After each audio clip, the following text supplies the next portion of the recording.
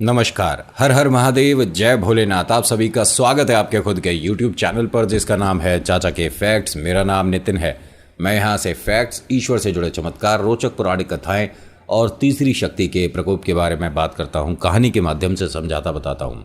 मैं यहाँ कहानी सुनाने का काम करता हूँ और कुछ नहीं करता। बस मैं आपको आपके ईश्वर तक ले जाने का एक माध्यम हूँ। अगर गलती से वो डोर आपने छोड़ दी है तो बस मैं उसे आपके हाथों में थमा कर थोड़ी सी मजबूती दे रहा हूँ और कुछ नहीं कर रहा। इसीलिए कहानी को आप ध्यान से सुनिएगा। बीच में अपना कोई भी कि भाई ये ऐसा है तो वैसा हो गया होगा, तो ऐसा बिल्कुल मत करिएगा, क्योंकि जब तक आप पूरी नहीं सुन लेते तब तक आप कोई भी निर्णय मत लीजिएगा। ये कहानी अब्दुल की है। अब आप सोच रहे होगे कि यहाँ पर अब्दुल की कहानी कैसे पता चलेगा आपको। फिलहाल अगर आप पहली बार आए हैं और आप भेजना चाहते हो कोई अपना अनुभव हमारे पास, तो हमें लिख भेजिएगा व्हाट्सएप, फेसबुक, इंस्टा या यहाँ कमेंट सेक्शन में। थोड़ा वक्त लगता है लेकिन हम काम ज़रूर करते हैं। और हाँ, कहानियाँ ड्रॉप भी हो जाती हैं। ये बात ध्यान रखिएगा कि अगर आपने कहानी भेजी है तो ऐसा नहीं कि 100% वो यहाँ से अपलोड होगी। मैं साफ सीधे शब्दों में बता रहा हूँ, किसी भी तरह से बात को घुमा फिरा कर बात करने की मुझे आदत है नहीं। कहानी को अपलोड करना या नहीं करना पूरा टीम और हमारे जो एनालिटिक हैं उनके ऊपर डिपेंड करता है। और मैं उनसे कोई सवाल जवाब नहीं करता कि अगर ये कहानी आई थी तो अपलोड क्यों नहीं हुई। मेरे को तो कहानी मिलती है, मैं यहाँ बैठकर सुना देता हूँ। आप लोगों के आशीर्वाद से, महादेव की कृपा से रोज़ की मेरे पास बहुत कहानियाँ आती हैं, ठीक है। और जो लोग ये मानते हैं कि ये सिर्फ बनावटी कहानियाँ हैं, तो बस अपना समय सही व्यतीत करने के लिए आप ये कहानियाँ देखिए। मुझे यहाँ से कोई प्रूफ नहीं खेलना। अभी फ़िलहाल इंट्रो, फिर उसके बाद आकर शुरू करूँगा अब्दुल की वो कहानी जो आपको ज़रूर सुननी चाहिए।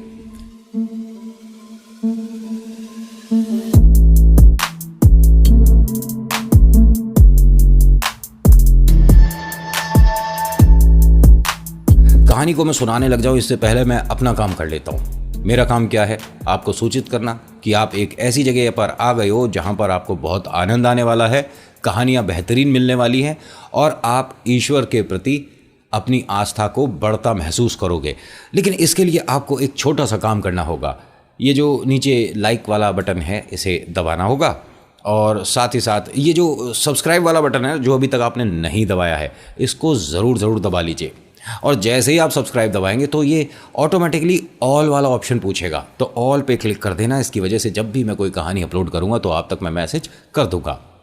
और हाँ, अगर बिल्कुल ही दिल में बसा रखा है मुझे तो आप शेयर भी कर सकते हो। मतलब थोड़ा सा अपने बारे में भी बोल देना चाहिए, क्योंकि भैया तारीफ़ कभी कोई करना भूल जाए तो अपने आप अपनी तारीफ़ कर लेनी चाहिए। खैर, आज की कहानी अब्दुल की है। रहने वाले ये मुंबई के हैं और अभी इनकी हालात जो हैं वो ठीक नहीं हैं। वो क्यों ठीक नहीं है, ध्यान से सुनिएगा। इनके 5 बच्चे हैं। जो सबसे बड़ी बच्ची है उसका नाम जोया है और जो छोटी है उससे ये नगमा है। जोया और नगमा दोनों शादी लायक हैं, लेकिन किसी न किसी वजह से ये रिश्ता नहीं बन पा रहा है, ठीक है। जो निकाह का वक्त है ये मानिए कि बस निकलता जा रहा है, और जिसकी वजह से माथे पर शिकन माँ बाप के बढ़ती जा रही है। जो ये भाई साहब हैं ये एक मीट शॉप चलाते हैं, ठीक है। ये इनके घर से तकरीबन 1-1.25 किलोमीटर दूर पर है, और ये दुकान अब कुछ खास चल नहीं रही है। जब इन्होंने ये दुकान खोली थी, व्यापार खोला था, शायद उस वक्त बरकत का दौर चल रहा था, तो भाई बरकत हो रही थी, घर में 4 पैसे भी आ रहे थे, जिसकी वजह से एक ये किराए के मकान से अपने मकान में भी आ पाए हैं, ठीक है। और मेरे शब्दों को ज़रा ध्यान से सुनिएगा आज जो मैं इस्तेमाल कर रहा हूँ, ठीक है। बहुत सारे लोग जो मुझे मैसेज करते हैं कि आप हिंदी के शब्दों का इस्तेमाल करिए, या आपने ये उर्दू का शब्द बोला है।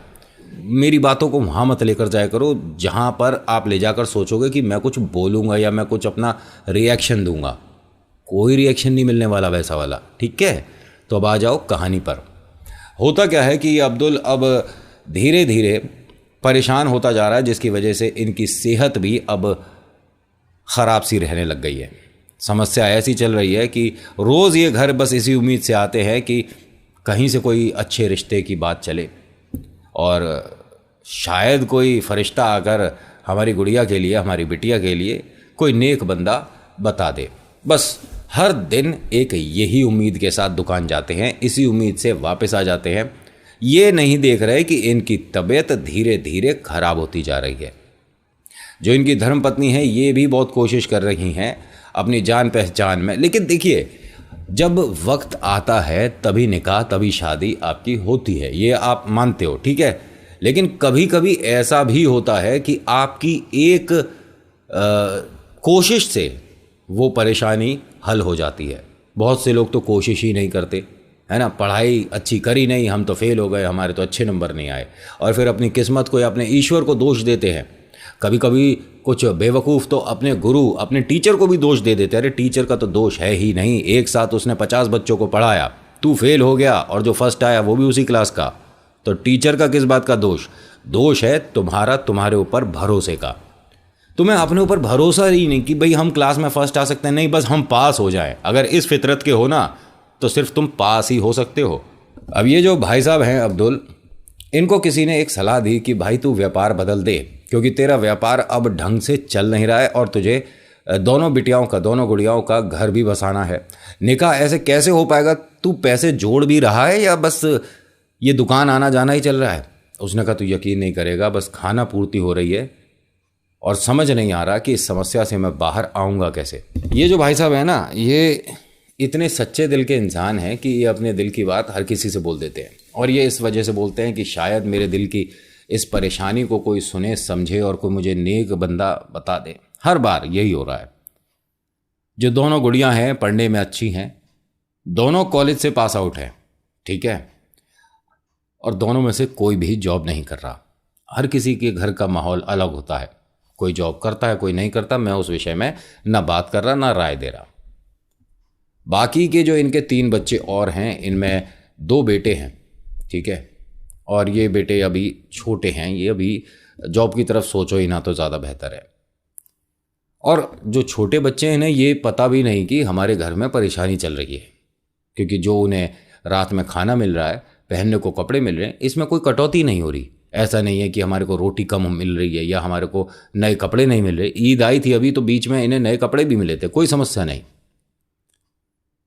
लेकिन हाँ, माँ बाप जानते हैं कि अब वक्त धीरे धीरे खराब होता जा रहा है।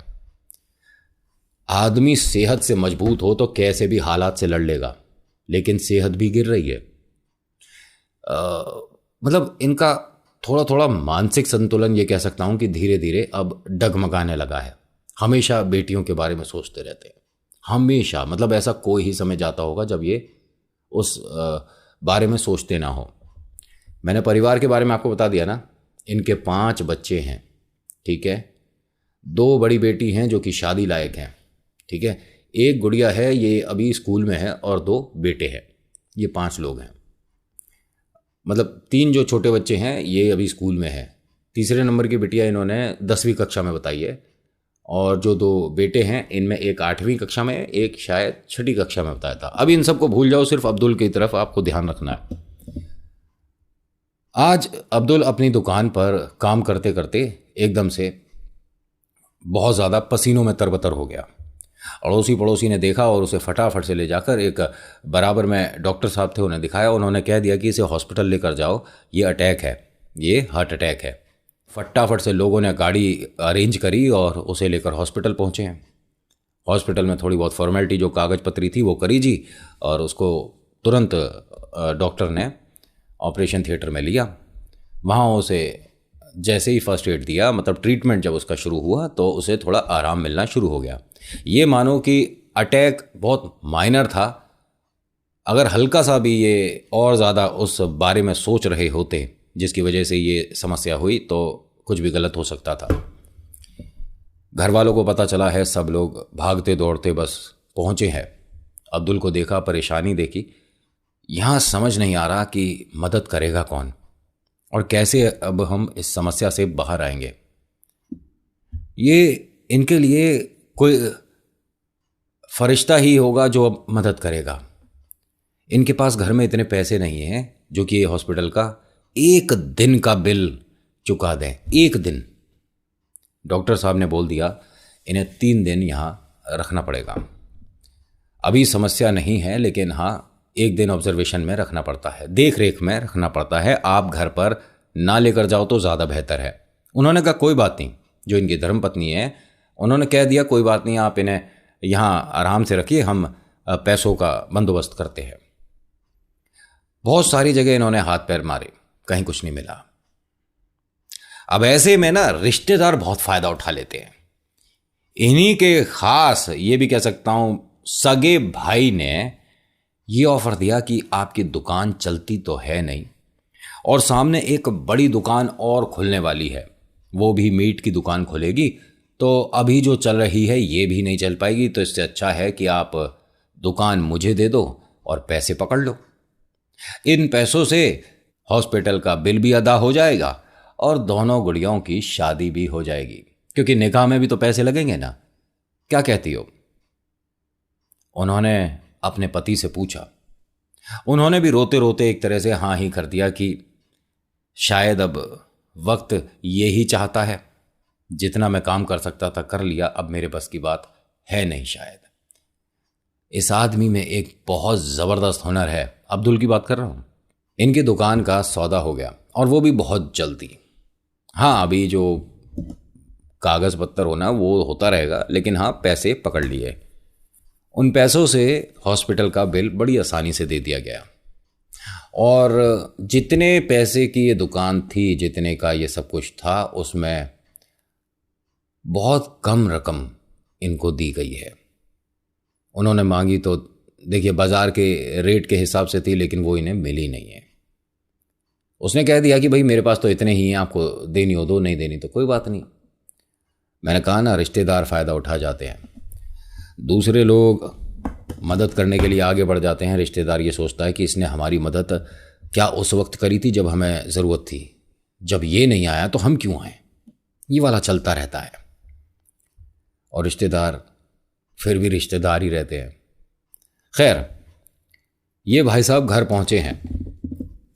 घर पर सभी लोग इनसे ये मानिए कि सोच सोच के बात कर रहे हैं, क्योंकि एकदम सबको पता चला ना कि इन्हें परेशानी अपने सिर नहीं लेनी है, कोई भी बात गहराई से नहीं सोचनी है, वरना समस्या फिर से हो जाएगी और इस बार की समस्या इन्हें ले जाएगी।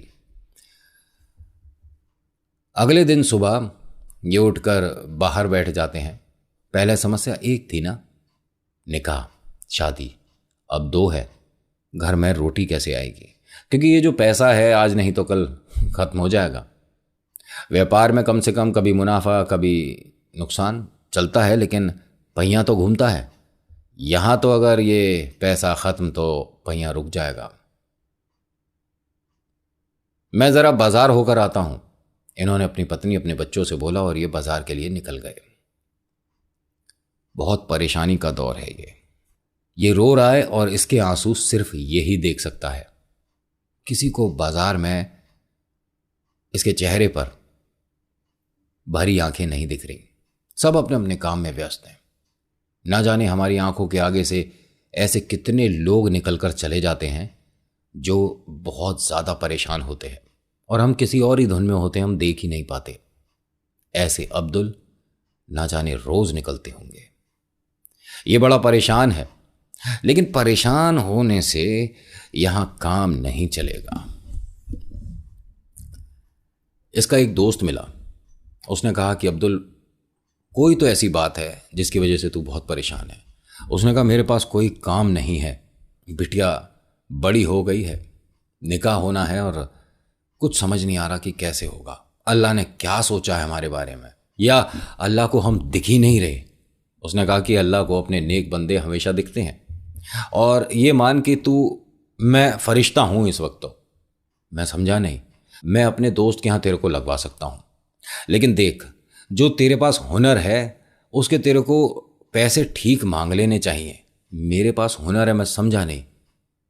अरे मैं तुझे कब से जानता हूँ, तू सिर्फ एक छैनी हथौड़ी से क्या पत्थर तराशता है भाई। क्या कमाल का हुनर है, खुदा ने तेरे हाथों में जादू दिया है। अरे वो सब पुरानी बात हो गई, अब कहाँ। अरे ऐसे कैसे पुरानी बात हो गई, हमें आज भी ध्यान है तू कितनी बारीकी से मतलब तराश देता था, कोई भी आकृति बना देता था, हाथी घोड़ा कुछ भी बनाना जानता, मतलब कितना ज़बरदस्त काम करता था तू। संगमरमर के पत्थर को तराश कर इस तरह से कुछ बनाना कोई मजाक बात है। अरे अब मैं वैसा नहीं रहा, और अब आंखों से इतना साफ दिखता भी नहीं है, ये बारीक काम है, हाथ भी कांपते हैं, मैं नहीं कर पाऊंगा। तो ठीक है, फिर घर पर बैठ और अल्लाह से अपनी किस्मत के बारे में बात करता रहे, हाथ पैर मत चलाइयो। उसने कहा तू ऐसे क्यों बोल रहा है? अरे जब तक तू कुछ करेगा नहीं तो अल्लाह भी तेरी मदद कैसे करेगा? मैं चलूं? हाँ चल। अब उसके पास लेकर गया तो उस आदमी ने, उस कारीगर ने कुछ मूर्ति बनाई थी, मतलब जिनके यहाँ ये गया था। इसने देखा कि हाँ अच्छी बनाई है और मैं भी बनानी जानता हूँ। उन्होंने कहा ठीक है बनाइए, हमें वैसे भी कारीगर की एक ज़रूरत है। और उन्होंने कुछ बताए, कुछ डिज़ाइन बताए, और ये काफ़ी पुरानी बात है, ठीक है। तो इसने 1 हफ्ते का समय मांगा कि मैं 1 हफ्ते में ये जो आकृति है, एक तरह का डिज़ाइन था, ठीक है, और एक फिश टैंक के पास लगना था, ठीक है। ये मछलियों का जो घर है उसके पास लगनी थी, और कोई बड़े रईस लोगों का ऑर्डर था ये, ऐसे 20-25 बनने थे, ठीक है। तो इसने कहा ठीक है 1 हफ्ते के अंदर मैं तकरीबन 5 बना दूंगा। आपको एक कमाल की बात बताऊं, 6 महीने से बना रहे हैं ये सब लोग, तब जाकर 10 बनी है, 6 महीने से। और इसने क्या बोला है? 1 हफ्ते में 5 बना दूंगा। मालिक ने ये बोल दिया कि अगर तू 1 हफ्ते में 5 बना देगा तो तेरी तनख्वाह का 3 गुना दूंगा, वरना पूरे महीने फ्री में काम करना पड़ेगा। अब अब्दुल ने ये सोचा कि इसमें ऐसा क्या मतलब समस्या है कि ये बन नहीं सकती। उसे अपने हुनर पर, अपने हाथों पर भरोसा है, और इन्हें वक्त पर भरोसा है कि इतना वक्त तो लगता ही है। इसने काम शुरू कर दिया। घर वाले बहुत खुश हैं कि अब ये मन से कोई काम कर रहे हैं, एक तरह का चैलेंज इनकी ज़िंदगी में आया है और दिमाग थोड़ा सा एक जगह से हटा है, ठीक है। इसने 3 दिन में 5 बना दी। मालिक ने वास्तव में इसे महीने के एंड में 3 गुना पैसे दिए। वहां बाकी लोग जो काम करते हैं 5-6 जने, उन्हें ये पसंद नहीं आया अब्दुल। उनमें से एक लड़का, उसका नाम जावेद है, उसने कहा कि कल से काम पर मत आइयो। क्यों भाईजान, क्या बात हो गई? भाईजान मत बोल मुझे। और रही बात काम पर क्यों नहीं आना है, तो देख जो तूने काम किया उसका तुझे पगार मिला, इनाम मिला, लेकिन अगर तू इसी तरह से काम करेगा तो मालिक हम 3 जनों को हटा सकता है। तो इससे अच्छा है कि तू हट जा, क्योंकि हम यहाँ पर करीब करीब 6-7 साल से काम कर रहे हैं। हम सबका आपस में बहुत अच्छा रिश्ता है, तेरे लिए गलत ना हो जाए कहीं। एक तरह से उसे आप समझ लो, ठीक है। 3 बिटिया 2 बेटे, घर परेशानी में है, परिवार में समस्याएं चल रही है, तो अब इनसे ये कुश्ती तो लड़ेगा नहीं। उसने काम छोड़ दिया, घर पर कुछ और ही बहाना बना दिया था। अगले दिन फिर से सुबह निकला है काम की तलाश में। आज खुश है, मुस्कुरा रहा है, क्योंकि घर पर 2 पैसे जोड़ पा रहा है। वो अलग बात है कि ये तो इसके हुनर के इनाम के पैसे हैं, लेकिन भैया हैं तो सही इसके, कहीं से उठाकर तो लाया नहीं है, मेहनत करी है काम के, है ना। अब ये जब जा रहा था तभी इसने एक मूर्ति देखी गणपति की। जय श्री गणेश, जय श्री विघ्नहर्ता। इसने कहा कि भाई साहब ये किसने बनाई है? एक वहां से हुनरदार निकल कर आया, उसने बताया कि मैंने बनाई है। क्यों, क्या हो गया? ये गलत है, इसमें आपने ये जो इधर से ऐसे ये उसने कहा 1 मिनट भाई साहब, आप बताओगे मुझे कि गणपति की मूर्ति कैसी बननी चाहिए? उसने आप बताओगे, आप समझे ना क्यों बोला? क्योंकि ये मुस्लिम है, ठीक है, और ये गणेश जी की मूर्ति के बारे में बोल रहा है। 4-5 लोग इकट्ठे हो गए। अरे ये हमने जो मूर्ति बनाई है गणपति की, उन्हें ये गलत बता रहे हैं भाई साहब। कुछ इधर के साइड के भी खड़े हो गए साथ में। अब्दुल यहाँ कैसे, और तुझे क्या मतलब है, वो कैसी भी मूर्ति बना रहे हैं। मैं देखिए आपके भगवान है, मैं वो नहीं बोल रहा हूँ, मैं उनके आगे हाथ जोड़ता हूँ, ठीक है, लेकिन मैं ये कह रहा हूँ कि जैसे भाई साहब आप मूर्ति बना रहे हो, ऐसे मैं भी मूर्ति बनाता हूँ। मुझे ये थोड़ी सी कमी लगी है, क्योंकि अगर आप देखिए मिट्टी पे खड़ी करेंगे इस मूर्ति को तो ये शायद सीधी खड़ी हो जाएगी, लेकिन आप अगर किसी पत्थर पर या लकड़ी पर या कहीं भी फर्श पर, मंदिर में भी रखेंगे ना अपने, तो ये एक तरफ झुकी रहेगी। आप ये करके देख सकते हो। उन्होंने कहा मतलब ऐसा कैसे हो जाएगा? नहीं, ये गलत बनी है, मैं बता रहा हूँ। अब तू बताएगा, फिर से बोल रहे हैं तेरे को, चला जाए यहाँ से। उसे सब लोगों ने वहाँ से भगा दिया। वो जिसकी दुकान है उसने सब कुछ सुना कि मेरे कारीगर की और किन्हीं भाई साहब की बहस हुई थी। उसने वास्तव में वो करके देखा। गणपति की मूर्ति को वहाँ गमले में रख कर देखा। मूर्ति एकदम सीधी थी, कोई दिक्कत नहीं। लेकिन जैसे ही उसने अपने काउंटर पर रखा तो हाँ, मूर्ति एक तरफ से टेढ़ी हो गई, यानी थोड़ा सा बैलेंस में समस्या रह गई। वो आदमी गलत नहीं कह रहा था। अब इस दुकान वाले ने उसे बहुत ढूंढा लेकिन मिला नहीं। घूम फिरकर इसको वही इसका दोस्त मिला। उसने सारी बात पूछी। इसने बताई कि ऐसे हिंदुओं के जो भगवान हैं गणेश जी, उनकी मूर्ति बनाई थी मैंने, ऐसे बताया। तो उसने कहा कि एक काम कर, तू उससे अच्छी मूर्ति गणेश जी की बना सकता है? हाँ बना सकता हूँ। तुझे क्या क्या सामान की ज़रूरत है? उसने बताया और इसके दोस्त ने कहा कि ठीक है, मैं शाम तक सारा सामान तेरे घर पहुँचाऊँगा। लेकिन तू मूर्ति बनाएगा कैसे? देखने के लिए मतलब कोई मैं फ़ोटो लाऊं या कोई तस्वीर, क्या क्या करूं? कह रहा कोई ज़रूरत नहीं है, मैं एक बार अगर देख लेता हूं तो मैं हूबहू वैसी बनानी जानता हूं।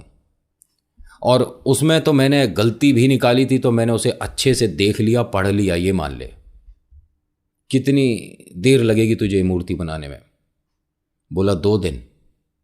2 दिन में उससे बेहतरीन बना के दिखा सकता हूं। ठीक है भाई, मैं सारा सामान लेकर पहुंचूंगा। वो इसके घर शाम को तकरीबन 6 बजे सामान लेकर आ गया। घर वालों ने सबने कहा कि भाई ये क्या है? तो इसने झूठ मूठ ये बोल दिया कि एक हिंदू मंदिर है जिनके लिए ये मूर्ति बनानी है और उन्होंने इतने सारे पैसे देने का वादा किया है। कुछ शुरुआत में उन्होंने पैसे जमा भी किए हैं, मतलब एडवांस भी दिया है। अब ये सब बहुत खुश हैं। मूर्ति बड़ी प्यारी लग रही है क्योंकि बननी शुरू हो चुकी है। भाई साहब को रात में आज नींद नहीं आ रही क्योंकि एक मन में कि मैं इससे अच्छी बनाकर दिखा सकता हूं, मैं इससे अच्छी बनाऊंगा। और पूरी लगन से बना रहा है, पूरे मन से बना रहा है। भाई साहब 1 दिन लगा है पूरा। अगले दिन की शाम को 5 बजे करीब वो मूर्ति तैयार हो गई। इसने अपने दोस्त को बुलाया, मूर्ति दिखाई। उसने कहा वास्तव में बहुत सुंदर बनाई है। अब एक काम कर, इसको उसी दुकान वाले के पास ले जाकर मुफ्त में दे दे। ठीक है कि भाई तू, मैं जो गलती बता रहा था वो ये थी और आइंदा आप गलती ना करना, क्योंकि मेहनत से होता है ये काम, मैं जानता हूँ। और मेहनत के बाद कोई ऐसे गलती निकाल दे तो बड़ा बुरा लगता है। लेकिन मैं ऐसे बोलूँगा उन्हें अच्छा लगेगा। अरे मैं जो बोल रहा हूँ कर तो सही। उसने कहा ठीक है। अब ये गया और इसने ऐसे ही करा अब्दुल ने जैसे उस आदमी ने बताया था। दुकान पे मूर्ति दी और जब इसने मूर्ति रखी, रखने के सिर्फ और सिर्फ 3 या 4 मिनट बाद ही उस मूर्ति के 10 खरीदार आ गए। इतनी बेहतरीन, इतनी सुंदर मूर्ति। भाई साहब ये कितने की है? नहीं, अभी हम ये बेच नहीं रहे हैं, ये सैंपल के तौर पर बन के आई है। भाई साहब कितने की है? जितने की भी है हम इसके दुगने दे रहे हैं। मतलब ये हाल हो रहा है दुकान पर। अब्दुल बहुत खुश है क्योंकि हुनर को समझने वाले लोग हैं ये, और ये सभी हिंदू हैं। इनमें से किसी ने नहीं पूछा कि किसी मुसलमान ने बनाई है कि हिंदू ने बनाई है। उन्हें सिर्फ गणपति दिख रहे हैं। गणेश जी के अलावा किसी को क्या दिखेगा जब सामने गणपति हैं तो, है ना? वीडियो लाइक करिए आपने? नहीं, चलो कोई बात नहीं, अच्छी नहीं लग रही होगी आपको। और अगर लाइक करी है तो मैसेज में अपना नाम, अपनी जगह और जय श्री गणेश ज़रूर लिखिएगा। अब यहाँ ये जो दुकान के मालिक हैं, इन्होंने कहा भाईजान गलती हुई उस दिन कि मैं आपसे कुछ कह नहीं पाया, लेकिन एक सवाल है, ये आप कहाँ से ख़रीद के लाए हो, बस ये बता दो। उसने कहा खरीद के नहीं लाया हूँ, मैंने रात भर मेहनत करके बनाई है आपके भगवान की फ़ोटो। नहीं, देखिए आप बता देंगे तो अच्छा रहेगा क्योंकि हमें ऐसे और भी लेने होंगे और काफ़ी अच्छी और सुंदर मूर्ति है जिसने भी बनाई है। खैर तुमने तो नहीं बनाई होगी क्योंकि तुम एक दिन में कोई जादूगर थोड़ी ना हो, लेकिन किससे खरीदी है बता सकते हो? उसने कहा भाई साहब मैंने ही बनाई है। इस आदमी ने भी वही गलती कर दी। इसने कहा कि अगर तुमने बनाई है और एक रात में, तो अगर तुम कल एक और बना के दे दो तो मैं तुम्हारे को इस मूर्ति की दुगनी कीमत दूंगा। ठीक है जी, बना दूंगा। अब ये वहां से उस मूर्ति को मुफ्त में देकर चला गया। ठीक है, लेकिन कमाल देखिए, अगले दिन इसने एक की जगह दो और बनाई, गणेश जी की मूर्ति दो और बनाई, और दोनों लेकर पहुंचा कि अब बताइए, अब तो आपको यकीन होगा कि ये मैं बनाता हूं। उन्होंने कहा अब तो हमें पक्का यकीन हो चुका है कि ये आप कहीं से खरीद कर दे रहे हो, अपना मुनाफा जोड़ो, पैसे पकड़ो और निकल जाओ। अरे कोई बात ही नहीं करी इससे, अब्दुल से कोई बात नहीं करी। उन्होंने जितने पैसे मतलब अब्दुल ने मांगे उसमें पैसे कुछ बढ़ाए और दे दिए कि जो पहले तुम मुफ्त में दे गए हो हमने उसके भी पैसे दे दिए, रख लो। इसे समझ नहीं आ रहा करूं तो क्या करूं। इसके दोस्त को सारी बातें पता चली। उसने कहा कि भाई एक काम कर, अपने घर के आगे ही छोटी सी दुकान लगा जहां सिर्फ इनकी मूर्ति बनाएगा तू, और कोई नहीं, कुछ भी नहीं। उसने कहा उससे क्या होगा, तू कर तो सही। ठीक है भाई साहब, 15 दिन के अंदर इसने गणेश जी की बहुत सारी मूर्ति छोटी बड़ी बनाई। ठीक है, और अपने घर के बाहर एक चबूतरा लगाया और वहां पर बैठ गया। मूर्ति जो रेट की बन रही थी उसमें 10-5 रुपये बढ़ाकर इसने उसको मतलब बेचना शुरू करा। कितना टाइम लगा होगा, 1 हफ्ता, 2 हफ्ते, 15 दिन या 20 दिन सारी मूर्तियां बेचने में। तकरीबन मूर्तियां बनी थी 22 या 23। ठीक है भाई साहब, 1 घंटा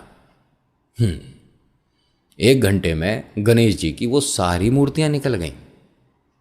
अब इसे समझ नहीं आ रहा कि ये हो क्या रहा है। घर में 4 पैसे भी आ गए, रात दिन मेहनत कर रहा है और गणेश जी की मूर्तियां बनाता चला जा रहा है, बनाता चला जा रहा है, बनाता चला जा रहा है, और हो गए इस काम को 3 महीने। अब आज की डेट में इतने पैसे जुड़ चुके हैं कि कहीं किराए पर दुकान ले ली जाए। ले ली। अब किराए की दुकान से भी इन्होंने अपना वो काम जारी रखा जी, गणेश जी की मूर्ति बनाते हैं बस, और कुछ नहीं। धीरे धीरे धीरे धीरे अड़ोस पड़ोस में सबको पता चल रहा है कि एक अब्दुल मियाँ हैं जो गणेश जी की मूर्ति के इतने बड़े फनकार हैं कि इतनी बेहतरीन बनाते हैं कि ऐसा लगता है कि मूर्ति अभी बोल उठेगी। दूर दूर से ऑर्डर आ रहे हैं भाई साहब। करीब 8 महीने बीतने के बाद इन्होंने गणेश जी की एक मूर्ति तैयार करी, बनाई अपने घर के लिए। घर पर लेकर आते हैं और सब घर में उन्हें देख रहे हैं और कहते हैं कि हाँ बहुत सुंदर, बहुत सुंदर।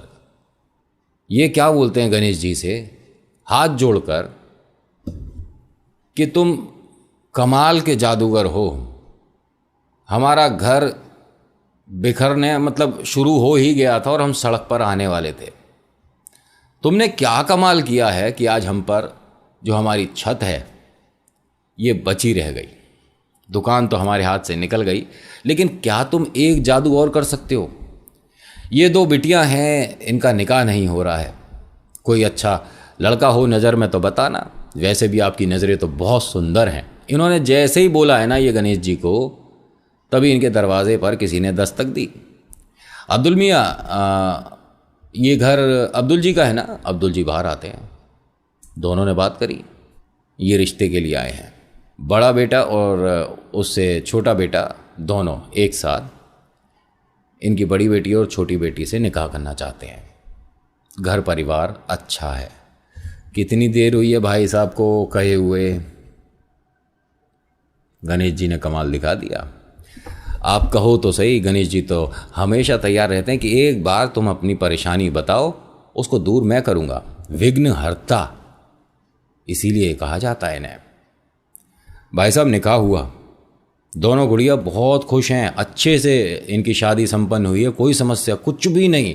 और इस बात को, इस कार्य को करते करते इन्हें तकरीबन 1.5 साल हो गया मूर्ति बनाते बनाते, और आज की डेट में इनके पास अपनी दुकान है, पहले से बड़ा घर है, घर में एक गाड़ी भी है।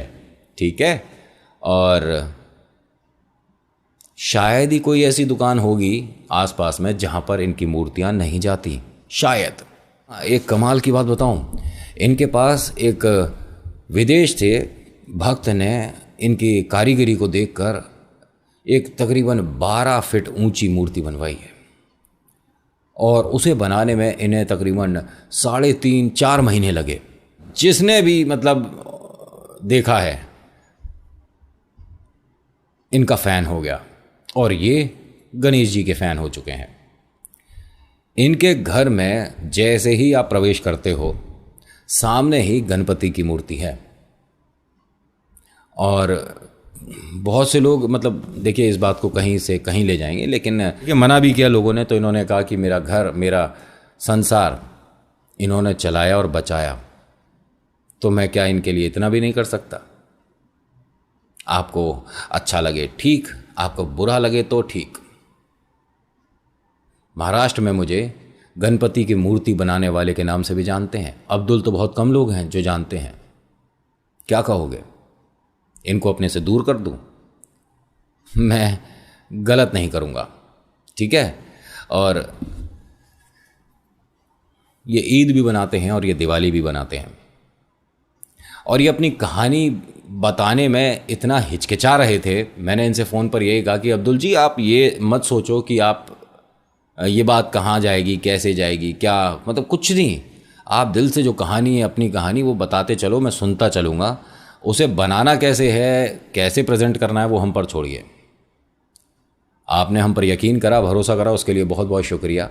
और हाँ, गुड़िया मतलब आपकी जो बिटिया हैं, उन्होंने कहा था कि मेरे लिए ज़रूर बोलना। तो जोया और नगमा, आप बहुत खूब खुश रहो, आपकी लाइफ में बहुत सारी खुशियाँ आएँ, ठीक है, और सारी समस्याएं दूर हो जाएं। तो आज की कहानी में इतना ही। आज की कहानी आपको कैसी लगी मुझे बताइएगा ज़रूर। अच्छी लगी तो प्लीज़ लाइक करिए, शेयर करिए, कमेंट में लिखिए जय श्री गणेश, आपका नाम, आपकी जगह, और अपने ईश्वर पर भरोसा करो, बस और कुछ नहीं कहूँगा। So thank you so much for watching. मेरा नाम नितिन है। मुलाकात करूँगा आपसे एक अगली वीडियो में। हर हर महादेव, जय भोलेनाथ, धन्यवाद।